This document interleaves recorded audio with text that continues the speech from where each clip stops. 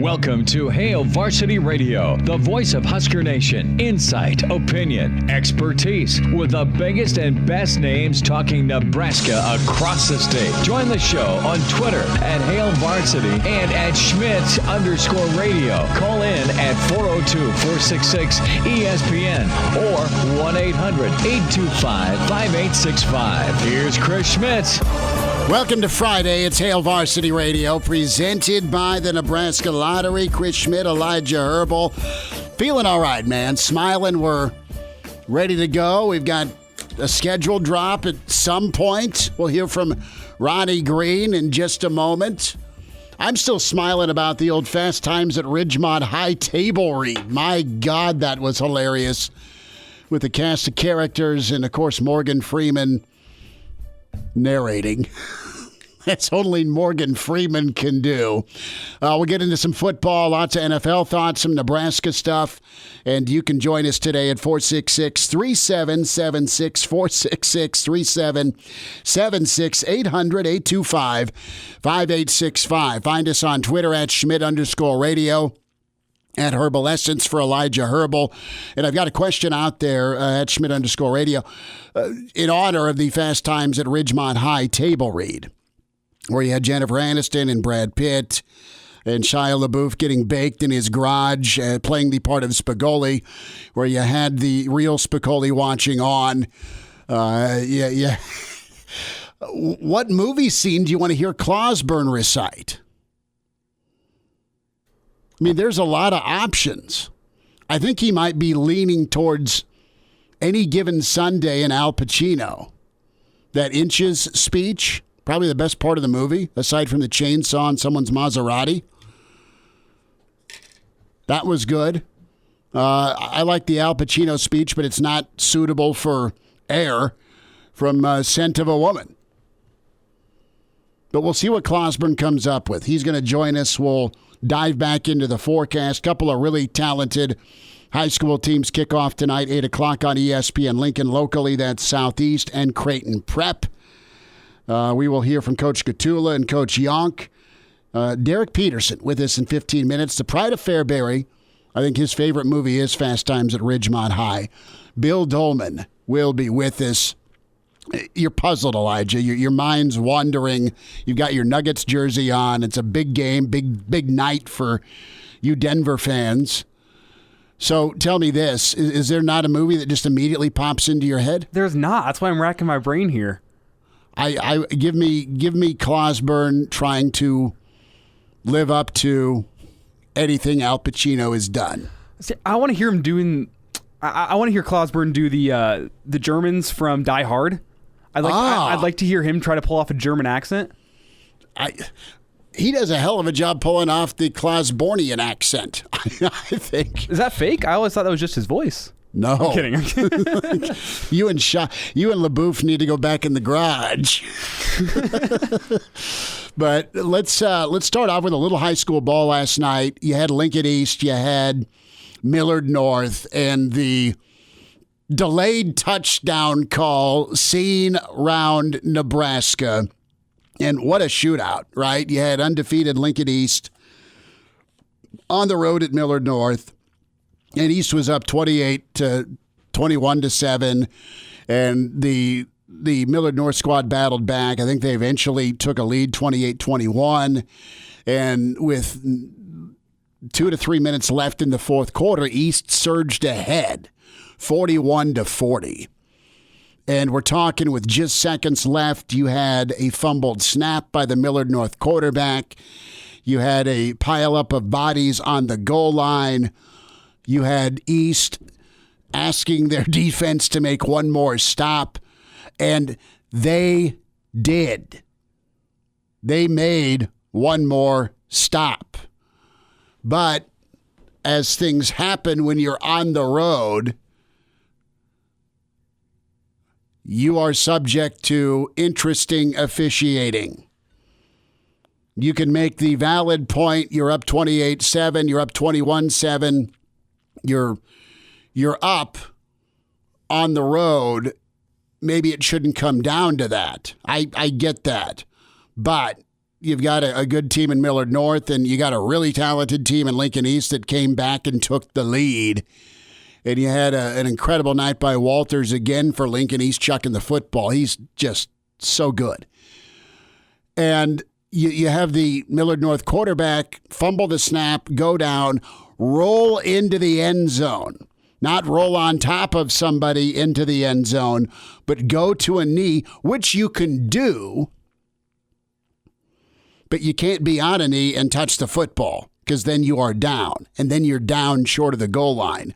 I have not seen aerial footage. I've seen Channel 11's posting. I've seen Channel 7's posting, and I've seen the World Herald's posting, so we don't have a clear ABC, ESPN, Fox college football view of things, NFL Network view of things.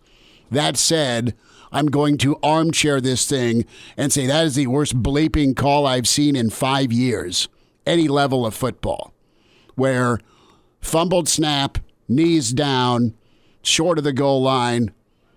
I mean, that would have done the 94 Orange Bowl justice. And then here comes the refs, and I can hear the audio. I think I can hear Gingery going, "It's over!" And it was.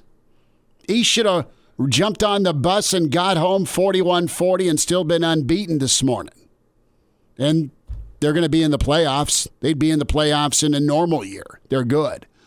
But, man, what a blown call. And, Elijah, your eyes are squinting like you're in SEAL Team 6 mode. You have endured some interesting not just moments, but some interesting calls on the road in your high school career. You just about said phone calls there. The refs are human. God love them. It's a thankless job. It is. But, man, that was bad. Where you got two dudes running from the sideline and you got the main referee there. They blow their whistle. They look at it, and 8 minutes later, it felt like touchdown, Millard North. What a sick feeling if you're Lincoln East. Hopefully you get them again in the playoffs. And you saw the footage too. Oh, yeah. And am I overreacting by saying that's the worst football call I've seen in 5 years? There's a lot of candidates. There's a lot of catch, no catch, NFL Sunday moments. All right? There are some moments in college football, but that missed call goes up there to me with some of that's up there with fifth down Missouri as being wrong. That's up there with pick the final 90 seconds of Penn State, Nebraska 82. Yeah, that's where I was going. That was just on 2 weeks ago as football season kicked off and we waited. And it's also up there with the phantom clip of Lance Gray against Florida State, and then the William Floyd touchdown, no touchdown, their only touchdown in that 94 Orange Bowl. By the way, the phantom clip on Lance Gray negated the Corey Dixon touchdown return. This is high school, but man, that was horrific. And I'm sure that it didn't have to be said. But when you go on the road, you pack your defense, your run game, your special teams, and you better have a 7 to 10 point cushion. You better play from ahead on the road. You better have a big enough lead that it's truly insurmountable. And I'm not wagging my finger at East at all. I love watching their team play. So I think they did everything right. They got hosed last night. My question is, how close are we to the refs getting instant replay in high school football? And I know who's funding it, bro. I see you're looking there, but when I was playing at Southeast, and I'm not saying you're wrong. I'm just saying who's funding it. Huddle, not necessarily funding it. Get a test run, but Huddle has the infrastructure to get this done. When I was in high school, you got done with the drive. We could come off to the sideline. We had tablets on the sideline where we could watch that previous drive from Huddle. It was very quick. You did? Yes. For high school? For high school football. We had tablets on the field. Look at you, bro. And we had our the Huddle camera up top, and it would film it. Herbal, come here. And it would. You see that man? That man needs to stay off of your quarterback. No, that's exactly what happens. Is sometimes we'd get some weird blitzes during the game, and they'd come and they'd say, hey, we're going to look at this on film. That's incredible. That's sweet. The technology is closer than you think in high school football for someone to have a camera up top and to send it to the cloud down to a tablet on the field very quickly, and the refs can go look at the play. Are we there yet? Probably not, just because money. But if anyone from Huddle is listening, let's start working on the technology and getting some instant replay in high school football. I mean, Seacrest has a video board, for crying out loud. You could send that video feed right to the video board. You don't even need tablets on the field. So, and I'm all for your take on this. Thank you. But we need camera crews. I mean, you've done Husker Vision. You're there taking footage all the time. You'll need camera crews, right? I mean, it's still high school replay. You can just do it with the one camera up in the box and see if you get a good angle or not. Or would you mount a camera on the goal line, and would you pop for some pylon cameras? Pylon cam in high school football? Now you've piqued my interest. Do you string a diagonal cable? So it's almost, you know what I'm saying, with what you have, the spider cam, yeah. The spider cam, the overhead cam.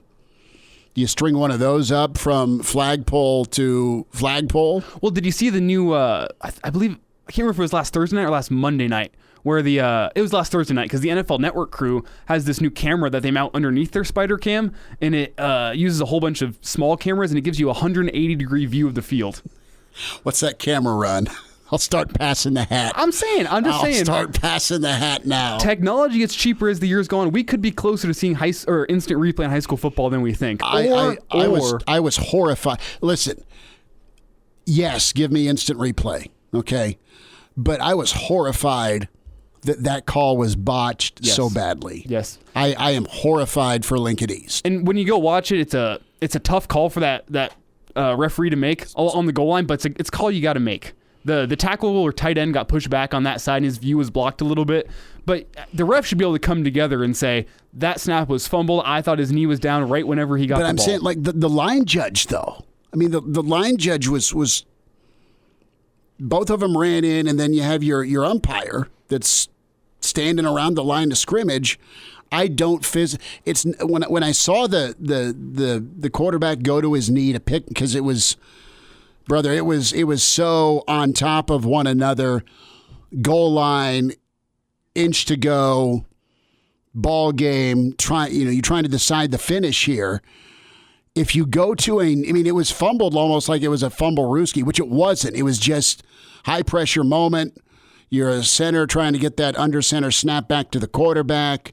You've got people firing off, trying to get low and leverage. And it seemed very, very, very obvious that knee was down and ball was touched. Honest, I mean, I don't know how you can rule after further review that that's a touchdown. I can't believe that. We'll talk some college football with Derek Peterson coming up, but that's beyond a missed call. That was just, and I'm going to say it, a home cooking call. And the refs aren't cheering for Omaha teams, but it's not the first time a Lincoln team has gone up to Omaha and suffered some questionable calls. I'm going to say it. There was not any rooting by the officiating crew at all, not at all, for Millard North, but the home team got the call. The Metro team got the call. The road team did not get the correct call. Russ is with us on Hail Varsity. Russ, go ahead. Russ, you're with us, bud. Go ahead. Can you hear me now? I got you now. Go ahead. Okay. Well, I'm from a small town in northeast Nebraska, St. Edward, and it was about a year after I was out of school, but the guys that I played with, I came back for a game, and they played North Loop, Scotia, I believe. And the game went back and forth. We were the home team, and they were going to qualify for state if they won, and we weren't going to qualify, but our kids still played their rear ends off and stonewalled a kid at the goal line, and they gave him the touchdown. He was nowhere close to the end zone. And as the kids were walking back to the locker room, the referees were walking next to him, and one of the referees was overheard saying, Well, I felt bad for North Loop because they've worked so hard, and they had a chance at going to state, and I felt bad for him. So he literally admitted the fact that he basically gave that touchdown to them so that they could go to the state football playoffs, and knew that St. Edward was not going. Mm-hmm. And so these guys are human. They do have feelings how the game's going to go, and it works all the way across the board. Ask Bo Pelini and any trip he's ever taken to Texas. No. So he was basically told ask poor PJ Smith about that, right? I mean, I think of that A&M night when you want to talk about a page out of Remember the Titans, right? With home cook and reffing. Yeah, A&M was thick that night. He told Pelini on the sideline, "This isn't going to go well for you tonight." Man. And same thing in the Big 12 championship game. So not saying there was anything premeditated, but these guys have feelings just like anybody else. And I haven't seen the video. I'd like to take a look at it and see it. But, well, check out 1011's Twitter or Channel 7's. I've retweeted it too at Schmidt_radio. Russ, I'm up against a break, but thanks for your input, man. Thanks for telling us your story about those close calls. All right, we'll get in with Derek Peterson. HailVarsity.com and magazine. We'll get to some big Red thoughts on the schedule. That's on the way. And now, back to Hail Varsity Radio. Good to be with you on a Friday. It's Hail Varsity Radio, presented by the Nebraska Lottery. Clausburn, 1 hour away. What movie scene will he be table reading from? A la Morgan Freeman from his Fast Times at Ridgemont High read. We welcome in the good doctor, Derek Peterson, HailVarsity.com and magazine. So, Dr. Petey, you got this schedule all figured out, don't you? No. If you think you know what the Big Ten's going to do, it means you're 180 degrees off. Okay, so let's just roll with it. And I really enjoyed your column. HailVarsity.com is where you read Derek Peterson on what the new schedule might look like. And there's been some indication that maybe it's a pre-COVID schedule, which means you'd chop one of the three crossovers, Penn State, Ohio State, and Rutgers. The email just came to you, and you get to pick who are the two crossovers. Who would you pick for Nebraska? Oh, well, it's a tough question, and I think it's like, I mean, we heard Bill Moose on Wednesday. He said it multiple times. He said it again since. It's about fairness for them, and that is a signal like, hey, we would like to play Rutgers on our schedule instead of having to play a schedule that consists of probably the best two teams in the West and then the best two teams in the East, and those two East teams being the best two teams in the conference. Like, if we can have Rutgers instead of Ohio State, I think just like in a vacuum, Nebraska would probably take that. But I also think, too, there's an element of this where, like, Scott Frost is a competitor, and he's going to want to play the best, and there's the iron sharpens iron thing that Nebraska lives off of. If you take so Purdue's athletic director said that they're going to base it off the pre-COVID altered schedule, so the original 9-game conference schedule, and you just take one away. Penn State is, I would say, almost assuredly not coming off the schedule because it's a home game, and so unless they're swapping designations around again, I just don't think that one's coming off. So it's basically between Ohio State and Rutgers. And, like, if you look at that schedule, I mean, we talked about this ad nauseum before everything was kind of thrown up in limbo. That was the 5-game stretch to close their season that was Ohio State, Penn State, Wisconsin, Minnesota, and Iowa. And I don't think I have the order correct, but those 5 teams in 5 straight weeks. And it would be the same this time. If you'd taken Ohio State off and replacing it with Rutgers, then, I mean, realistically, that week either becomes a canceled game because Rutgers can't field the necessary players required to play the game, or it's not a gimme game, but a much easier path to victory than playing Ohio State. And so do you want kind of to kill yourself physically before you play Penn State, Wisconsin, Iowa, and Minnesota, or do you want to have – I think it's a tough question. I think Scott Frost would probably like to play Ohio State because I think, they were so close in 2018 in his first year in Columbus, and then they got embarrassed a little bit last year. I think the competitor in Scott Frost and probably the competitor in some of the kids on the team, or a lot of the kids on the team, would want to say, hey, no, we're better than what we showed on prime time after game day last year. But I think Bill Moos probably wants Rutgers. I do think also that there's going to have to be some concessions made here and there and by multiple teams. And I wonder if maybe Moose can get Iowa on Black Friday, or he can get Rutgers on the schedule. And maybe he gets both, because if you just use the pre-COVID schedule, Iowa naturally falls into that Black Friday weekend, that Thanksgiving weekend, if you're taking off one of Ohio State or Rutgers because they're back-to-back. And so Iowa just naturally falls into that spot, so you don't have to do any adjusting. But, just because that's the easiest path doesn't mean that's the one that the Big Ten's going to walk down. So I would probably say keep Ohio State on the schedule just because I want to see what Nebraska's made of. That's where I'm at. We were talking about that yesterday, and my expectations for 2020 are, let's just see what progress is made. Nebraska's stayed ready. They have been so dedicated, the student athletes have, to wanting to play. The coaches, the brass, they've been so vocal about getting back to this point. I mean, they've been so valiant with their attitude and effort. I mean, they really do care, man. You hear about, I want guys who love the game.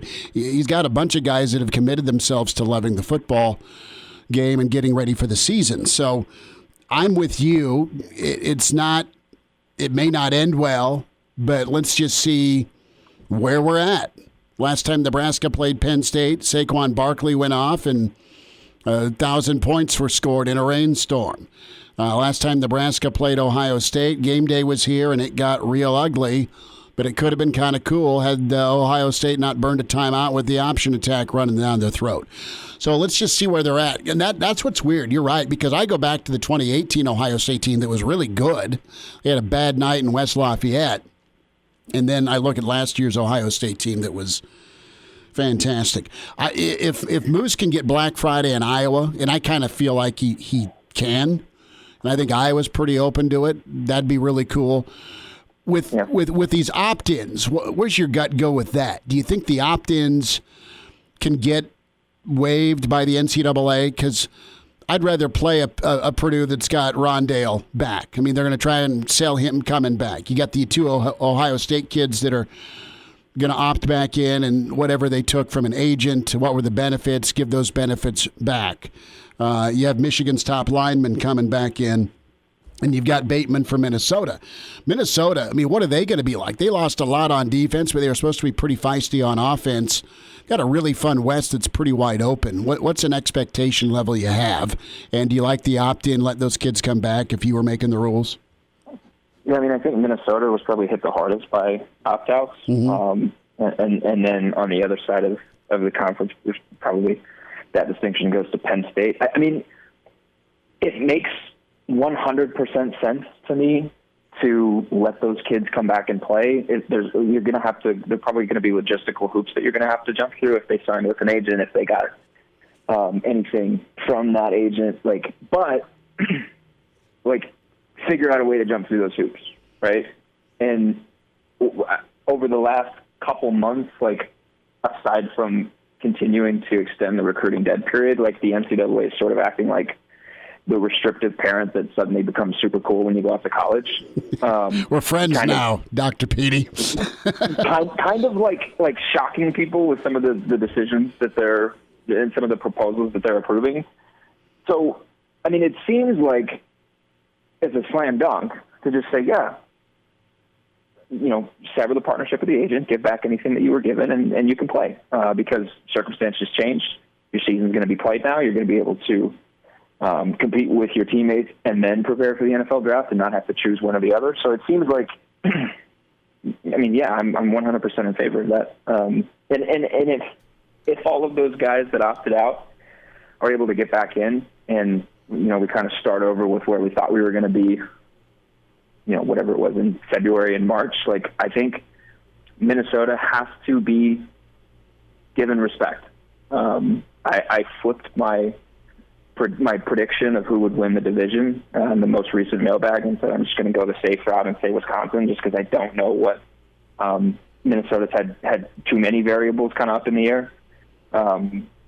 But I think they have to be given respect. And the same goes for Iowa, who hasn't necessarily been hit as hard with opt-outs as other teams. But this division, it's been like this recently where you have those top three teams, and it's been fun with those top three teams. But, like, Nebraska can make it fun. And, like, this is the same thing that we've been saying over and over again for years and years, and I get that. But if the pieces are in place offensively and they are ready to go like they claim they are, like, Nebraska can make it fun. Nebraska can make it a party. On the other side of the conference, to me, it's really Ohio State and Penn State. I think Michigan State is in for a rebuilding year. The rest of the conference, the rest of that division is nothing great. We'll see. But I think the West can be really, really entertaining. And honestly, it should really be up for grabs as long as Nebraska is what it is claiming it is.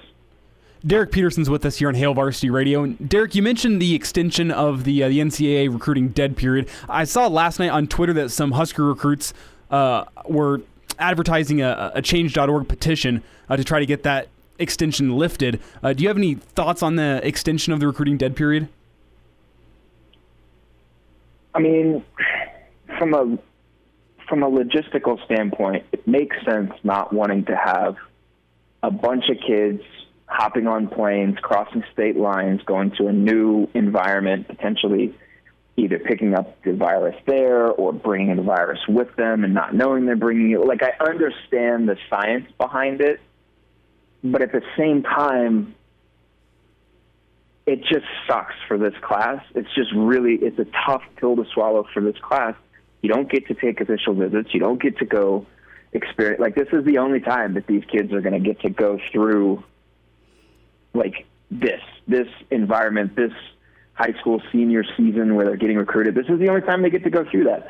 I'm of the mindset that if a kid wants to take official visits while he's recruited and the other schools are going to pay for it, and there's open communication and dialogue with the school that the kid's committed to, he should be able to take those official visits for the same reason. They only get this opportunity once in their life. They're only courted this one time. I mean, I guess if they enter the transfer portal, it becomes different, but to this extent, and these kids are missing out on it. And you add to that, like, what are early enrollee kids going to do? What are mid-year kids going to do? They're going to have to commit to schools that they haven't visited in any kind of official capacity. I just think, like, while understanding the science, I think there has to be, like, some kind of way to allow in-person recruiting and in-person contact. It doesn't have to be like just open the floodgates and let it be what it was, but at least some watered down version of it.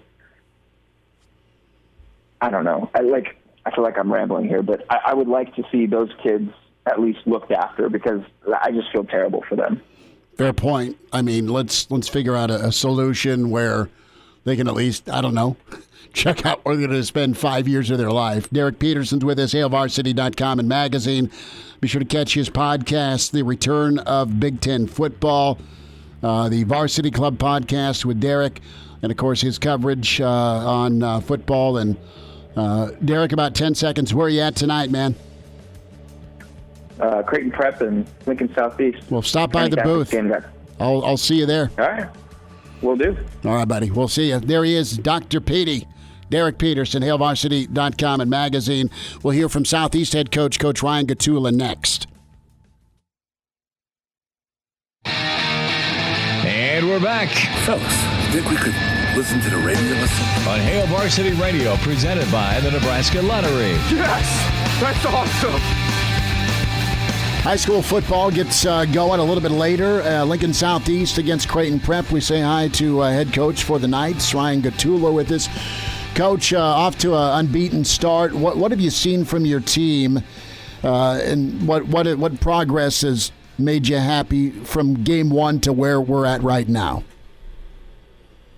Well, the big thing with us is we've just stressed every week to improve and get better as a team. We got a lot of new kids playing this season. We have some really good leadership from our senior class, which has helped.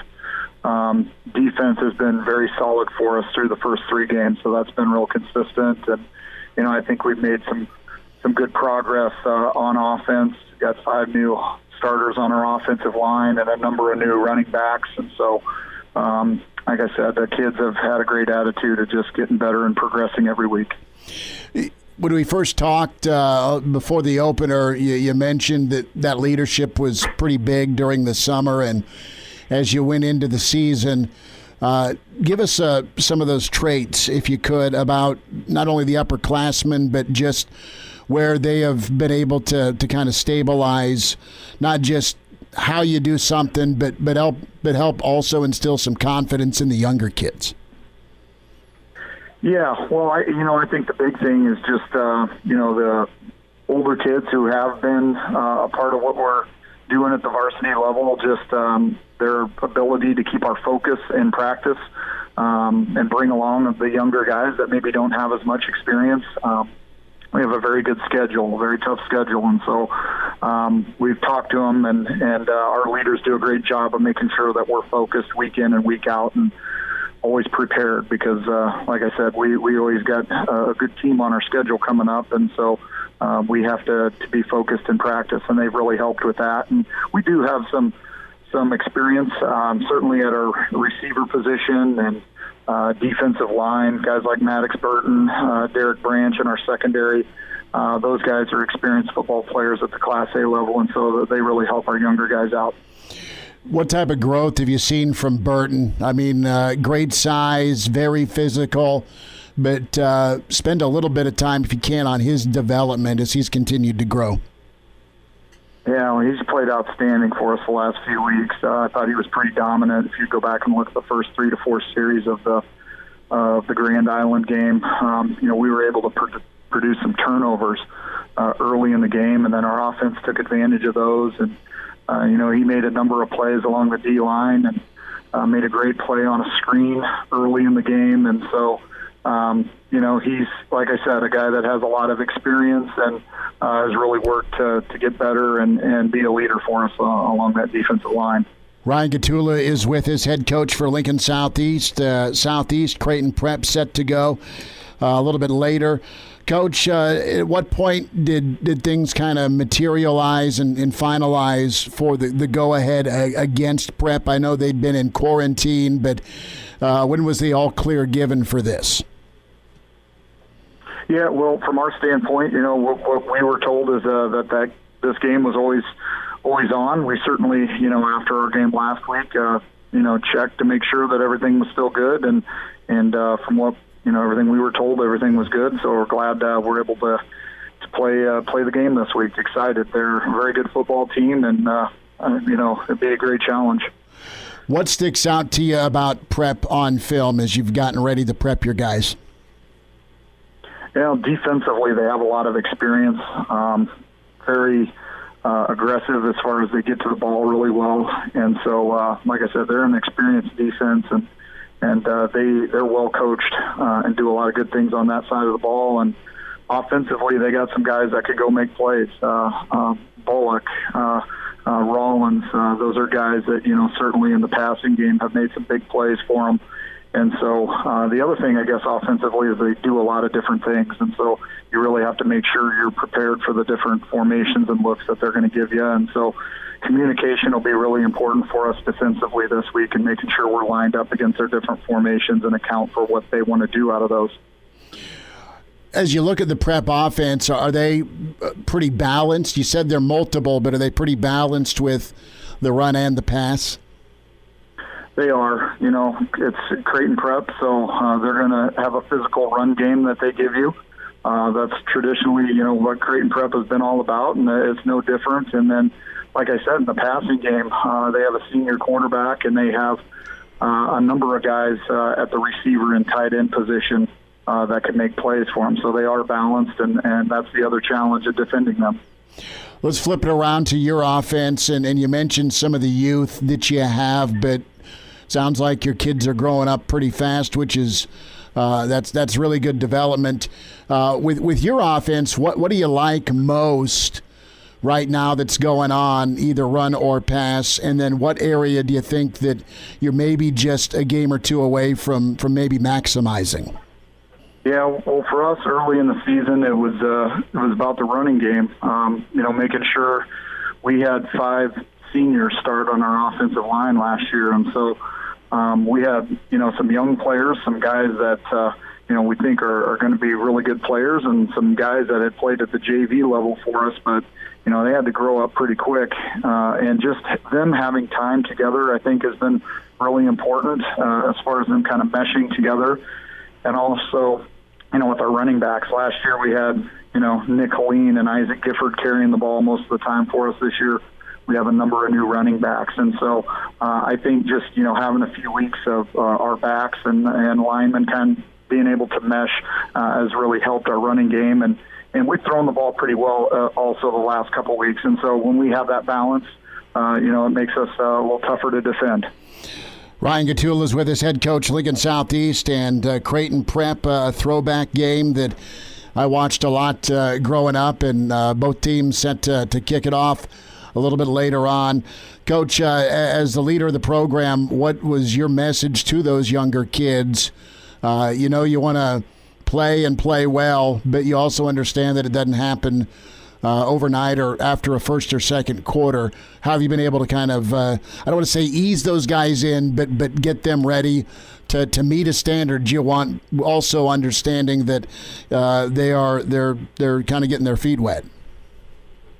Yeah, like I said, we stress that, from day one this season is that, week in and week out, we're going to play very good football teams. And so we had to make sure we had great weeks of preparation every week. And like I said, our seniors have done a great job at helping us as coaches with that. I think, our coaching staff, our defensive staff has done a great job of putting game plans together that really, keep us in every game while our offense kind of comes along. And the young guys have really grown up pretty fast, and so that's exciting to see for us. Ryan Gattula, head coach for Lincoln Southeast, and we'll have the Knights and Creighton Prep on 8 o'clock kick on ESPN Lincoln. Coach, always a pleasure to spend a few minutes. Thanks so much for your time. No, thanks for having me. Ryan Gattula, good to hear from him. Coach Yonk from Creighton Prep will wrap us up around 5:40. A little bit later on, Bill Dolman is going to check in here a little bit after 5, get his thoughts on the week that's been with the Big Ten revisit. Maybe a little NBA thought from Bill Dolman, who was the voice of the Rockets for about 4 years or so. And I know Bill will remember Larry Frost as well. We'll wind down hour 1 next on Hail Varsity, presented by the Nebraska Lottery. And now, back to Hail Varsity Radio. Winding down this first hour, it's Hail Varsity Radio, presented by the Nebraska Lottery. Get us on the podcast. Do so, hailvarsity.com or iTunes. Subscribe. And the 2-minute drill, part of the Hail Varsity Twitter handle, and, of course, ESPN Lincoln, some of the best snippets from different interviews and parts of the show at ESPN Lincoln. Also on demand, ESPNLincoln.com. So if you're moving, West Blue Realty is going to help make that thing not only bearable, but probably highly enjoyable. WestBlueRealty.com. Tom Luby's who you call with West Blue Realty, 540-3768, area code 402. Kelly Hofschneider also there to take care of business at 402-202-2312. West Blue Realty makes moves smooth for you, and they specialize in residential home sales in Lincoln and the surrounding communities. And when you mention Hail Varsity, get up to $1,000 upon the closing of your next home purchase. They also can take care of you if you have agricultural land because they specialize in and are experienced in agricultural sales. They have live auctions. They can handle those, sealed bids, and general land listings. They've sold land in different parts of the great state of Nebraska, Seward, Otoe, and Lancaster County. They can help you out as well. Go find them today, westbluerealty.com. Get an appointment with Kelly. Get an appointment with Tom. And do so, 1120 K Street, Suite 200. Let's hear from Ronnie Green. He was with the mayor earlier today at her press conference. A little more info from Ronnie Green and the pending schedule with Nebraska in the Big Ten. We will be releasing from the Big Ten the schedule for that conference schedule early next week, so you'll be able to see what that will look like. It's being finalized as we speak, but we're very excited for our players, for the community, for the state, for us to be able to return to competition safely. So the next time Ronnie speaks, I hope it's more good news, because he's been able to deliver a bucket full of good news this week. Hopefully it's that, by the second home game, how about 30,000 of you and your closest buddies in red, masked up, ready to go? If they can do that, I would like a statue of Bill Moose, Ronnie Green, and Ted Carter arm in arm, all in front of the stadium. Yeah, with Frost. Oh, yeah, I mean, yeah. Right? Obviously. That'd be all right. I mean, the question is could you get that up before the first game that we have fans? It'd be a tough ask. I think if they get things pushed forward where fans can watch football, people will help build it.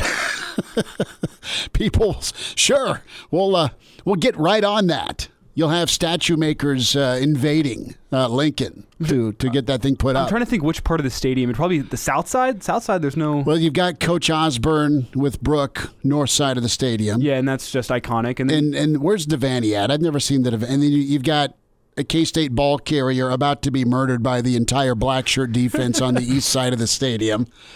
So where's Devaney at? Is Devaney on the south side? I don't know.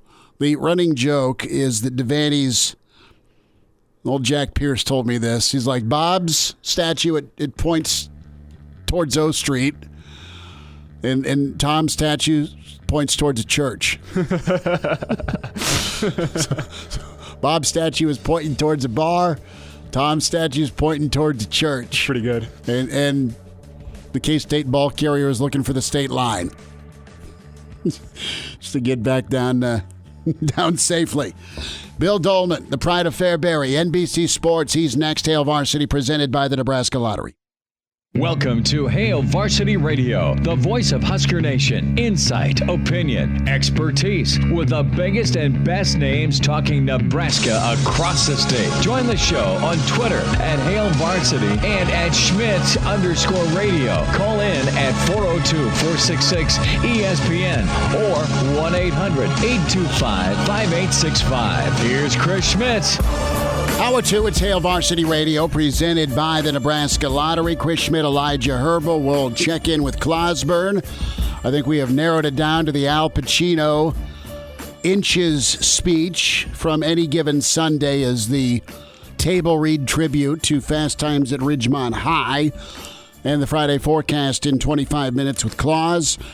Creighton Prep's head coach, Coach Yonk, is in about 35 minutes.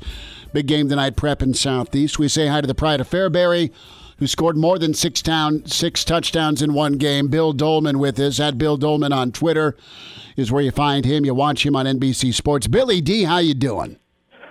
Well, I am probably like most folks from back in God's country that quite happy with the developments of the week gone by. And, of course, if I were to even tell that to somebody out here in Colorado, they would have no idea what I was talking about. But nevertheless, it's been a good week. It's been a great week.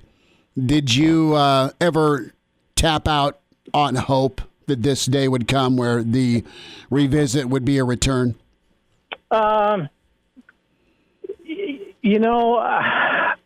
think part of the reason why I was optimistic is because the Big Ten was so inept in its PR. I mean, I thought that, to a certain extent, I thought academically, let's just say with Gilbert and Lewis and the guys from Lambda, I had a feeling that, that they might be so unaware of the PR damage done to their conference that they may just try to wait this thing out, and get to February and say, well, we have no idea what happened, and just be oblivious to it. But, this is a culture in which, it's a 24-hour news cycle, but still, if you make a bad mistake, it can last for, a long, long time, and that's what the Big Ten was facing. And I just think from a marketing and PR standpoint, with the way they handled it, that at some point somebody was going to have to step in and say, look, we are really doing some serious damage to our institutions. And, regardless of what you Poindexters think, the Big Ten really looks bad right now. And it did. And it still doesn't look very good. And I'm not sure it's necessarily going to recover. It's not exactly Pac-12, but it's no longer the SEC and the Big Ten, ruling college football and college sports.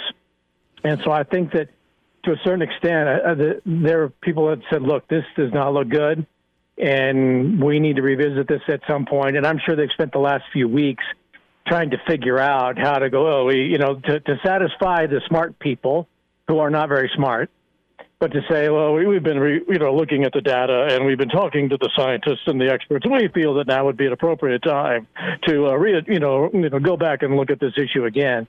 When in reality, you've got your Bill Mooses and your Gene Smiths and your Scott Frosts and your Ryan Days, who are, basically driving the Big Ten. And, Justin Fields certainly helped, but Justin Fields doesn't do what he does without Scott Frost saying what he did on August 11th. Mm-hmm. This is all predicated on what Nebraska did. Nebraska is the one that got Big Ten football back. Ohio State certainly moved up to stand shoulder to shoulder with Nebraska. Penn State and James Franklin kind of right there, and Jim Harbaugh kind of right there. But it's Nebraska and Ohio State that got this done. And eventually, Lambda lost to the Alpha Vegas. Yeah. The Alphas and Ogre and quarterback Stan. So I got to ask you, when it comes to the schedule, and Ronnie Green was at the mayor's presser a little earlier today that should be happening relatively soon. It's being worked on. What's your feel with the schedule? Do you keep Penn State and Ohio State? Some could see it as punishment. Some could see it as, well, it's what was on the schedule anyway. You just punt Rutgers because who knows how bad they really want to play anyway. No. Nebraska deserves to play Rutgers, all right? Okay. They deserve it. You got a team that just does not want to play. I don't even think they really want to be in the Big Ten to begin with. But I think Nebraska deserves – I think Nebraska deserves to play Maryland, Rutgers, twice? Indiana, all the schools that were hiding, behind mom's skirt. That's who Nebraska deserves to play. But we're going to get the Big Ten West, so you got that. So you're going to get Wisconsin, and and I like Bill Moose trying to muscle back that game on the Iowa game on Black Friday, which it should be. And it just gives you that one decision right there. Just gives you the complete synopsis of the ineptness of the previous administration. And again, if I'd been in charge, that never would have happened. But they're going to give Nebraska Ohio State. I'm sure they're going to try to give Nebraska Penn State. And I said this last week on the show. When all of a sudden you start seeing lots of penalty flags flying, then Ohio State needs to start declining all the penalties. Right? Do them a solid. We don't want the Texas A&M revisit from what was it, October or November of 2010. When the Big 12 had 16 penalty flags thrown against Nebraska for simply walking onto the field. But so when all of a sudden you get above like 8 penalties in a game, everybody else needs to decline them. Let me go serious for a second. I am serious. Okay, so you really believe that I don't disagree with you with the exit of the Big 12. All right, between not getting Iowa on New Year's Eve in the Buffalo Wings Buffalo Wings Bowl or whatever it was. Nebraska was exiled to the Holiday Bowl again to take on Washington, rematch Washington. That didn't end well. You think there'll be some retribution? Are you, really serious about that? I think that there will be some questionable calls. I think that there will be sideways glances at Nebraska for a long time. And the good news is that, Nebraska and Ohio State are in the front seat of the car, and everybody else is piled into the back. Gotcha. So if you've got Ohio State, kind of on your side, then I think to a certain extent, look, I can't believe that there is not animosity toward Nebraska, because the Big Ten has always prided itself on being, an Ivy League equal institutions and whatnot, and everybody's got to wear a bow tie and all that kind of stuff. And I really think that to a certain extent, I'm sure that even when we entered the league, and drove up to the first game in tractors and overalls, that there's probably been a few people who have not believed that Nebraska belongs, despite the fact that you're going to bring in one of the greatest national fan bases in all of sports. But this, I think, to some people who are Big Ten purists and academicians only, are probably not enthralled with Nebraska showing up. And I just believe that. I mean, I get that Desmond Howard, or Dr. Desmond, is he a doctor? Don't think so. Epidemiologist or something. I really believe that what he said, came from, a place of animus. Okay. I don't think it was necessarily an opinion in the moment. I think that there's probably some animus to, what his opinion was. And certainly you hear that from Pat Forty and Nicole Auerbach and some of the national medias, that it's kind of like, what? It's one thing to poke fun at and the instance for knowledge, and we all drive tractors, we all get it, funny. But I do think that there is something to, people have an opinion, and I think it goes back to, you just don't get it. You just don't understand who we are, what we are, what Nebraska is all about. And, there might be some jealousy to that. I don't know. But I do think that there's an animosity toward Nebraska that is probably deep-seated in some people. Bill Dolman's with us here on Hail Varsity Radio. And Bill, I remember a few weeks ago when we talked about the whole Desmond Howard, Michael Wilbon issue the first time, you mentioned that with this season cancellation, there could be conference realignment in 2025. Now that the Big Ten season's back, do you think that there could still be a sour taste in Nebraska's mouth come 2025 and we could see more conference realignment? Well, I don't think you're going to see Nebraska leave the Big Ten, but I think there's going to be a major shift in college football, and you'll probably start to hear whispers more about it. I shouldn't say whispers, because the whispers are out now. But you're going to start to hear more rumblings as to what may happen in 23, 24, and I would think things would be settled by 25, because you're going to have TV contracts that are going to, start to come up in negotiations. You're going to have the NIL thing, which I think probably had, some influence on what was, transpiring over the last couple of months. There's just going to be a major political shift in college football, and I'm not saying necessarily college basketball, because that doesn't drive it, but with college football, and you're going to see, I think, the emergence of a college football organization again, and this time it's going to be on fairly solid footing, and you'll probably have, 64, schools that are representing regional conferences, much like they do now. I would bet that Notre Dame may lose some of its power in terms of remaining an independent. BYU is going to have to try and find a home if anybody actually wants them. They may end up back in the Mountain West, but I think that there's going to be a major shift in college football, and I would think that all that groundwork is being laid right now behind the scenes of what's been taking place and just trying to get football back in 2020. But I don't think Nebraska is going to leave the Big Ten. I don't think that's ever going to happen. There is, as unstable as it has looked and as bad as it has looked over the past few months, it is still the Big Ten. It is still bringing you $50+ million a year. and it is still going to have major TV cachet, which is still where the money's going to be, as well as internet platforms, and who knows who's going to be a TV player. In my business, you look at getting in with Amazon and CAA and agency out in LA and Facebook and all that kind of stuff may be involved in the TV and internet and online broadcast operations in the next 3 to 5 years. Bill Dolman's with us, Pride of Fairbury, NBC Sports. Bill, you spent a lot of time with Husker Vision. You spent a lot of time around the program, and you spent quite a bit of time with Scott Frost. Did you get to know Larry Frost at all in your career?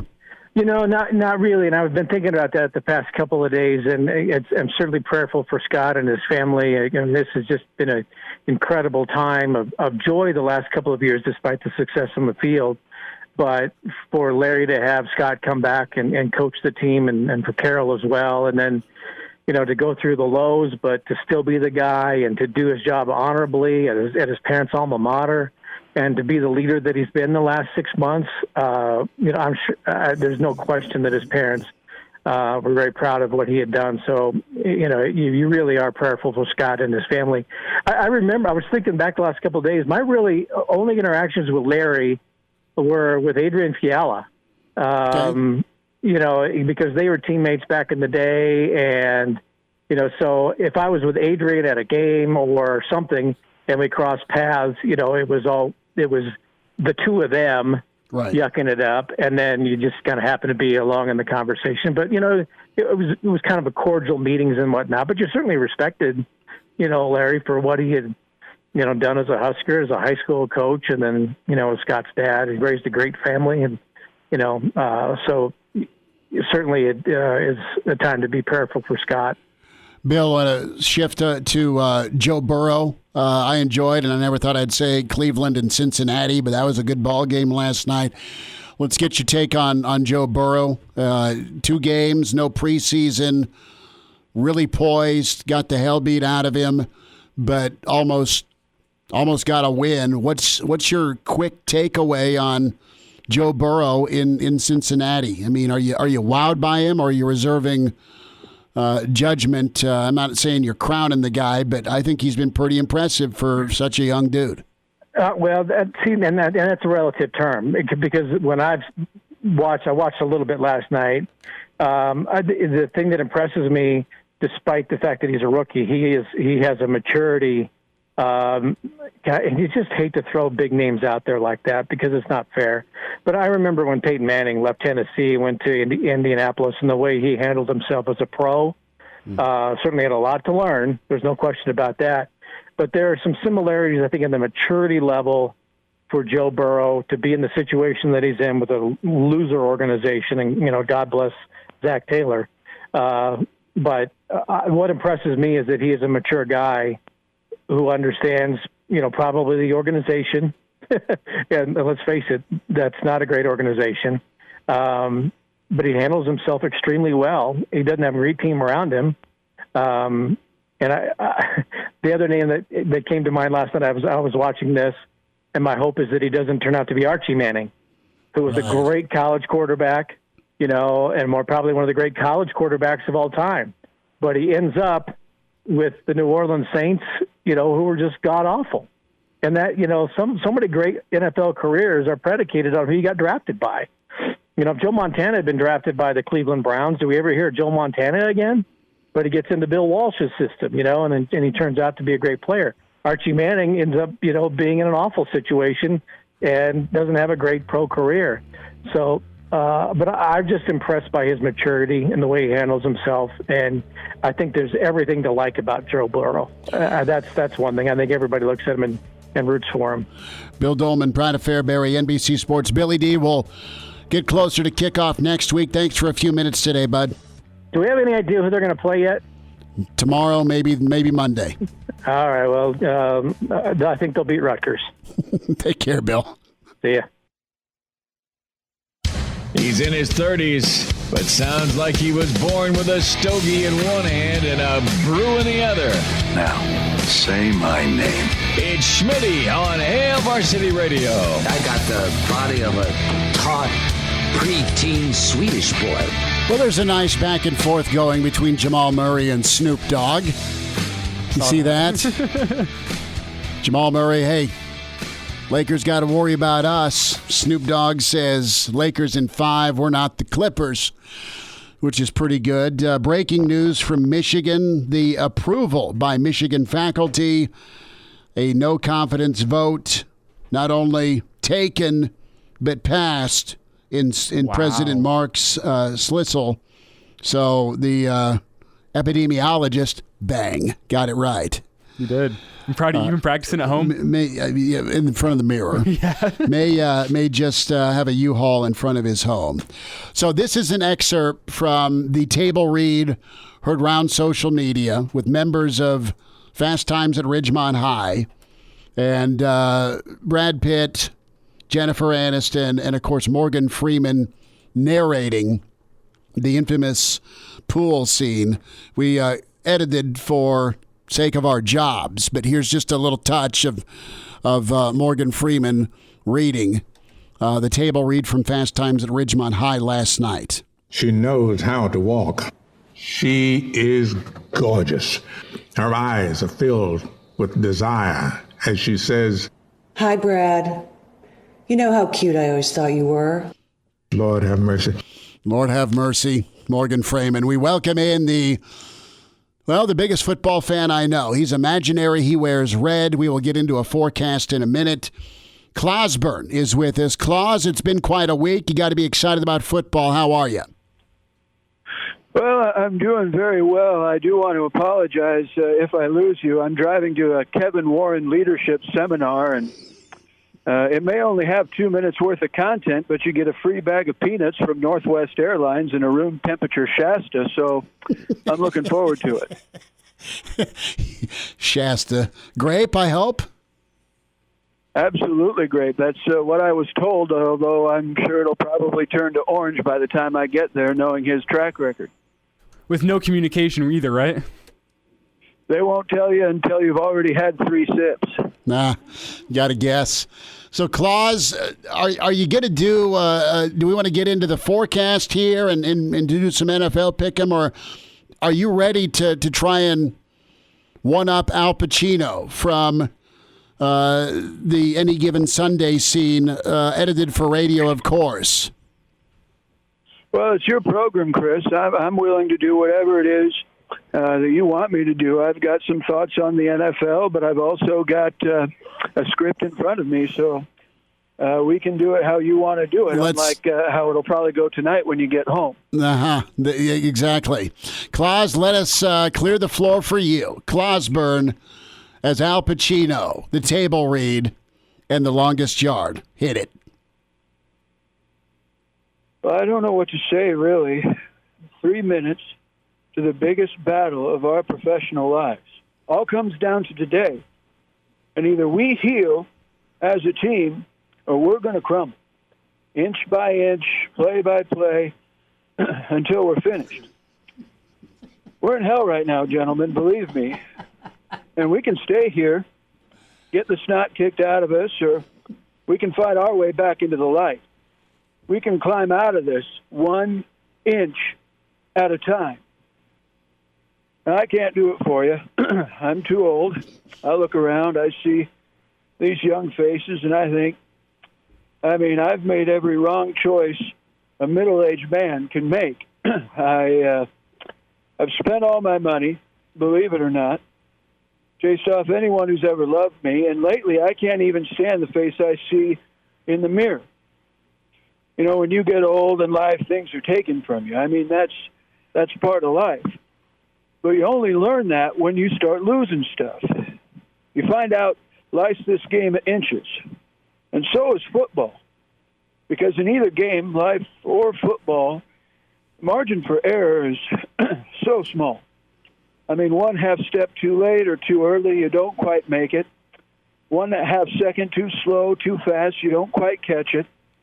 The inches we need are everywhere around us. They're in every break of the game, every minute, every second. On this team, we fight for that inch. On this team, we tear ourselves and everyone else around us to pieces for that inch. Because we know when we add up all those inches, that's going to make the dadgum difference between winning and losing, between living and dying. Fiend. Lord have mercy. That was absolutely incredible, Clausburn. Well done, sir. Well, if you say so. That took me to a locker room in the 90s at Memorial Stadium. It just brought a tear to my eye. It did. And let's bring more tears to your eyes because you're going to have to pick for or against your Broncos with the Friday forecast as it is back by unpopular demand. Claus, we may have to do this once a month. Just find a movie that you table read for us. Well, the hockey final is coming up. Maybe we do Miracle next. Could do it. I wouldn't mind that. Can you channel your inner Herb Brooks? Oh, you betcha, eh? Let's get to the forecast. Texans, Ravens, -7. Does Baltimore jump out 2-0 or a little bit of a bounce back here from the Texans? I was a little bummed out that Ingram didn't get much going, but Dobbins was fantastic. Baltimore had a laugher, and I think they'll find a way on the road. I think the 7's too much, but give me Baltimore 24-17. Give me Baltimore 24-20 over the Texans. Texans cover. Ravens win outright. Elijah. Yeah, Ravens put on a huge performance last week, and Texans looked pretty awful, if we're not going to lie. It was against the Chiefs, but they had more drops in that game than I have seen from the Texans in a long time, or just any football game. So I think the Ravens are too good this year. It's a blowout. Give me Ravens 31. Give me Texans 10. Clausburn, who do you like here, Ravens or Texans? Well, first of all, I bet there was no one happier to see the Big Ten get back to work than John Harbaugh. I mean, there's no way Jim kept all his football takes to himself these last few weeks, and I can tell you from personal experience, it's difficult to keep a head coach's crazy brother from wreaking havoc on everything. So I'd say with kind of a clearer mindset, I like the Ravens as well. I like them to cover 28 and Texans 17. 28-17 says Claus. This will be the Sunday night game. It's Seattle and New England. Cam looked great. Enough defense and enough Cam, you run right. Cam, you run left. Cam, throw it to yourself in the end zone, and we'll beat Miami. Russell Wilson will, no doubt, relish the opportunity to beat New England. I don't know if they're going to call a inside the 5 pass in this game because there might be some PTSD. But I just don't think the Pats have enough horses. Give me Seattle to win and cover this one 24-17. Seattle with the win. Pats going all the way across the country the other direction. Elijah, what do you got? I think this one's going to be a close game. The 3.5 sounds about right to me. I think Seattle's the better team. I think they could be the best team in the NFC this year based on that performance we saw from the 49ers last week. I know it's only 1 week, but that Cam Newton running attack could be tough for Seattle to stop. They have a pretty depleted defensive line. Give me Seattle 28 and give me the Patriots 24. Seattle covers barely. Claus, what do you got, Seahawks or Patriots? Well, a lot of people say Bill Belichick's the greatest coach ever, given he's been able to win so much, had a lot of success, even without Tom Brady, a lot of backup quarterbacks, and now Cam Newton. But I'd say unless he calls up Omaha Skutt and tries to get Matt Turman to win a couple games for him, we know who the real GOAT is. That said, I'm going to take the Patriots in the big upset, 20, and Seattle 17. Late touchdown. Late touchdown seals it. Saints in Vegas. Gruden, Chucky. Surprise win by Oakland. I was surprised. New Orleans. By who? I was surprised the Raiders won last week. What city do they play in? Vegas. I do that with the Chargers, too. It's a swear jar thing, Claus. I can fund juniors college just by calling an old team their old hometown. The Saints. I still call them the Cleveland Rams. It's okay. The Saints will win. The Vegas Raiders will cover. Give me New Orleans 31, and give me the Raiders 30. I think it's going to be tight ball game, a lot of points. We'll see how that might be too many points with no Mr. Michael catching the football, but I think New Orleans will improvise. Elijah. I like the Saints in this one too, and I think they're going to be in control most of the way. But my bold prediction here is a Vegas backdoor cover on Monday Night Football. I like the Saints 27 and give me Vegas 21, which I guess is a push. Claus, what do you got?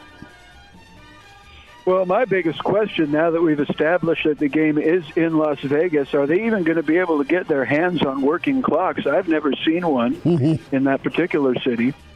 I guess we'll have to wait a while to find out if ushers offer the fans upgrades for free if they listen to their brief timeshare presentation. So a lot of unanswered questions no matter what happens in this game. I'm with you guys. I like New Orleans. I like them a little bit heavier, 31, and Las Vegas 20. Denver at Pittsburgh. The Donks go 0-2. Pittsburgh covers 28-17. Elijah. Yeah, we saw that Broncos offense last week against a very good Titans defense, but they still looked a little anemic at times. Broncos, a couple more weapons back on offense. KJ Hamler's back, maybe Cortland Sutton. I don't like the Broncos to win, but I like the Broncos to cover. Give me Pittsburgh 24 and Denver 21. Claus, Pittsburgh or Donks? You know, until they forced him to wear kind of a Wild West gaiter on the sideline there, I didn't think there was a way to make Mike Tomlin more intimidating. I think given the choice between audibling out of one of his plays or picking against him and riding a bucking Bronco, I'd ask the directions to the nearest ranch. I'm going to take Pittsburgh 27 and Denver 14. About 30 seconds. Chargers, Chiefs. I think the Chiefs go on the road and get a win. It'll be tough, but they'll do it. And I think they'll barely miss the cover. I think they win by a touchdown. Line's 8.5. Chiefs 35. Chargers 28. Elijah. How bad did that Bengals defense look last night? And the Chargers could still barely beat them last week. Put up 14 points against them, right? I like KC big in this one. Give me Kansas City 45 and give me the Chargers 17. Claus, what do you got? It's just as well we're almost out of time. I had a joke about Andy Reid's face shield looking like a fogged-up teenager's car windows, but I didn't figure Christopher would understand the reference. So I'll just take the Chiefs 38 and the Chargers 21. Claus, you take care. Okay. And now, back to Hail Varsity Radio. Let's get some high school football thoughts from the coach at Creighton Prep, Coach Tim Yonk, with us as we get ready for Southeast and Creighton Prep. Coach, it's been a while. It's nice to chat with you again. How's your day going? Yeah, it's going well. Appreciate that. We've just, hitting the practice field here yesterday and today, and kind of getting ready for Lincoln's a really good Lincoln Southeast team. So we're looking forward to coming to Lincoln to play. Coach, tell me a little bit about your experience, not only with the craziness of 2020 with COVID, but just also having to navigate a quarantine with your team, and not only the safety and health that you've been a part of with your kids, but just kind of getting back to it here, getting ready for this week. Yeah, I mean, there's obviously been challenges for everyone dealing with this, all the way back to the summer, really. And so, we've managed it. I think we've done a good job with it. We've, unfortunately had a situation where we had a positive case a couple weeks ago. So we're coming off of a quarantine leading into this game. So, not being able to do those things during a regular week. Last week, we lose a game last week with Bellevue West. We were supposed to play them, and so we didn't get that opportunity. So we managed it. It's never an ideal situation in terms of, preparation and continuing some momentum that maybe we built off of a nice win at Papillion La Vista a week and a half or 2 weeks ago. But you just kind of plow through it and do the best you can. And our kids are excited about getting back on the field again on Friday night. we just got to get them back up to speed in terms of practice and doing some of those things that we normally do on a weekly basis. And so that's our job as coaches to get them going this week. And hopefully we can put a good product on the field on Friday night and not look like we've had a week or two off. So we'll see, but we're excited about getting back on the field and playing. What are folks gonna hear and see? Coach Tim Yonk with us, Creighton Prep Southeast on ESPN Lincoln. With your team stylistically, what do you like to do on offense? What do you like to do defensively? And give folks a bit of a preview with your lines of scrimmage. How pleased are you with both lines? Yeah, I think we're pretty traditional, offense and defensively. I mean, we're pretty multiple on offense. I mean, we're going to run some two-back power football stuff, which again is my background in my wheelhouse. But we'll also be able to empty the backfield and go 5 wides with the weapons that we have out at wide receiver. So we'll be pretty multiple there. I mean, we want to be a pretty 50-50, 60-40, run to pass type of team. We've got to be able to throw the football a little bit as well. Defensively, I think probably where our team has made the most strides in the last year. I think we're a solid unit there. I think we brought back a lot of kids on the defensive side of the ball with a lot of experience that played a ton last year for us. And so I think we're playing and have a great understanding of the defense. We're in the second year of a new coordinator there on the defensive side of the ball, so there's some comfort level there, which is exciting. So I like our defensive side. I like our athletes over there on the defense. I like the way we can run and cover, and we'll be challenged this week on the line of scrimmage for sure from Lincoln Southeast on both lines of scrimmage. And so our offensive line is returning some guys. We played without our center 2 weeks ago, and so he'll be back in the lineup this week, which will be nice because he's a 2-year starter. We're getting better in the offensive line. We're not a finished product in there yet. We'll start 2 sophomores in the offensive line, which is always tough against Class A opponents. But those 2 kids are really good, and they're going to be really, really good players, down the road for us. So we're excited about those guys. The defensive line, I think, is a strength for us. I think I think our kids are well coached. I think Coach Hennings does an unbelievable job with those guys on the defensive line, and so those guys have really have done a good job in the first couple of games. Maintaining the line of scrimmage, and again, we'll be challenged on Friday just because of what Southeast does and how good and how big they are up front. So this will be a great test for us on both lines of scrimmage to kind of see how much improvement we've made in a couple weeks since we played West Side, who I think is by far the best team in Class A football right now. But we'll see how good we are and some improvements that maybe we've made in both lines. Couple minutes left here. Coach Tim Yonk, Creighton Prep Southeast, with us here on Hail Varsity and ESPN Lincoln. Kickoff with the Knights and the Jays a little bit later tonight. Coach, a thought here on some of your skill guys as not only your quarterback play, but what you have from a playmaking standpoint. And I know listeners are interested in Rollins. Some have had a chance to see him. Some have watched his film. Some know about his Nebraska connection. Interested in what Rollins brings to the party. I mean, I really like his versatility and athleticism. Spend a second on him, and then some of the other kids on offense that really can help make this offense go. Yeah, well, AJ is a pretty talented kid. I mean, obviously you don't get offered by Nebraska and Missouri and some of those places without being a talented athlete. He's long and athletic, can really run, has good hands. We do play him in multiple spots. We'll flex him out as a wide receiver. We'll also put him in line. We'll put him in the backfield a little bit as well. So you'll see him lined up in a number of different ways, which I think again is really good for him, showing that versatility. We need to get him the ball more. I mean, that is a guy that we have targeted about, we need to get him the ball more, and we need to make sure that he's getting some touches and getting touches. And so that'll be a focus for the rest of the year, but definitely this Friday night against Southeast. Alex Bullock is another wide receiver for us, is a 3-year starter really for us. Tremendous athlete, long and athletic too, plays on the edge, had a great game against Papio the other night. But again, is an ultimate competitor. He'll start two ways for us, O and B. Will do some punt returning for us as well. Fantastic kid. He's a team captain for us, and again, I think going to continue to have a great season for us. So he would be a guy that people need to take a look at as well.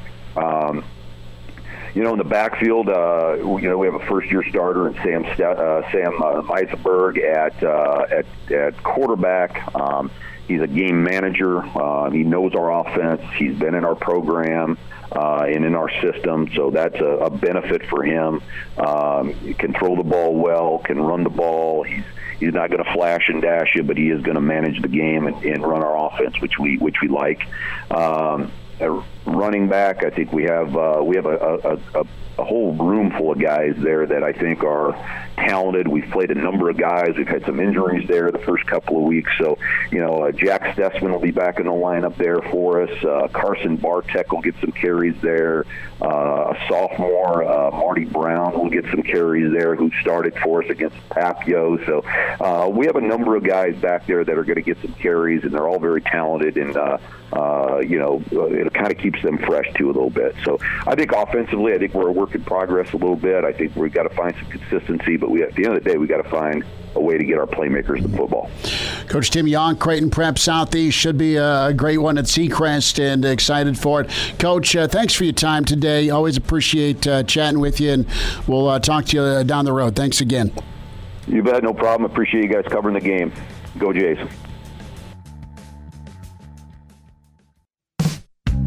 Miss us? Come here, brother. Give me a hug. Bring it in for the real thing. We're on call for you. Catch the podcast at HailVarsity.com, the ESPN Lincoln app, or download them on iTunes. Saddle up, partner. Back to Hail Varsity Radio. What final time? Weekend edition tomorrow morning, 7 to 9 a.m. Hail Varsity Weekend. Myself, Mark Kranek.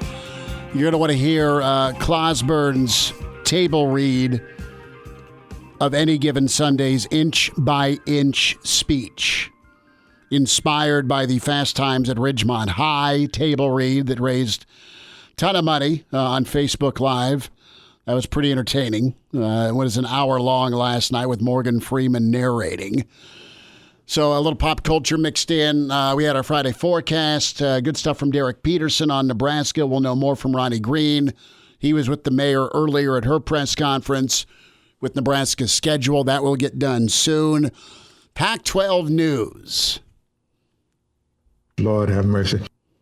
That's right, Morgan. Boulder has cited the director of the Colorado Buff football operations with violating a health order after the team took more than 100 people on a team hike up Mount Sanitas, with most players not wearing masks or social distancing. Oh, Jesus. I mean... I'm sorry, I'm having fun here today. This is Boulder at its finest. Coach Barnett's probably losing his mind right now. You're trying to do something as a team activity, and you take 100 guys outdoors on a hike. They weren't. I don't have footage of the hike other than you're outdoors, and they're not giving piggyback rides to one another. How brutal is that? It's horrific. Do you see the new SEC short? Yeah, that was hilarious. It was great. Do we have it ready? We do not, no. Okay. The SEC short is absolutely incredible, where you've got, and just to kind of paint this picture if you're not familiar with it, it's someone playing the SEC, it's another person playing the ACC, and someone playing the Big 12, and they are stopped on the side of the road because the Big 12 character that they're all on a road trip to the college football playoff. The Big 12 person is by the side of the bushes losing his lunch because they reference Kansas getting whacked by Coastal Carolina in back-to-back years. And all of a sudden, showing up on the side of the road is the female who played the character of the Big Ten. Hey, guys, how you doing? No, you're not joining us. Don't you have a deposition to go to? And something was mentioned about a Kevin Warren leadership conference that was absolutely well played. And then you've got this little hippie following along, carrying the Big Ten's bags, known as the Pac-12. And he's trying to throw the football and play catch with himself, and he loses the ball into the woods. And the Big Ten coldly says, they'll be doing that for hours. We can leave without him. But you're sitting in the back middle seat, Big Ten, says the SEC. Fun show today, good stuff. Talked schedules, talked bad calls in high school football. Got some thoughts from Bill Dolman. And we had fun with the table read, Any Given Sunday by the one and only Clausburn. Talk to you tomorrow at 7. Take care. High school ball tonight.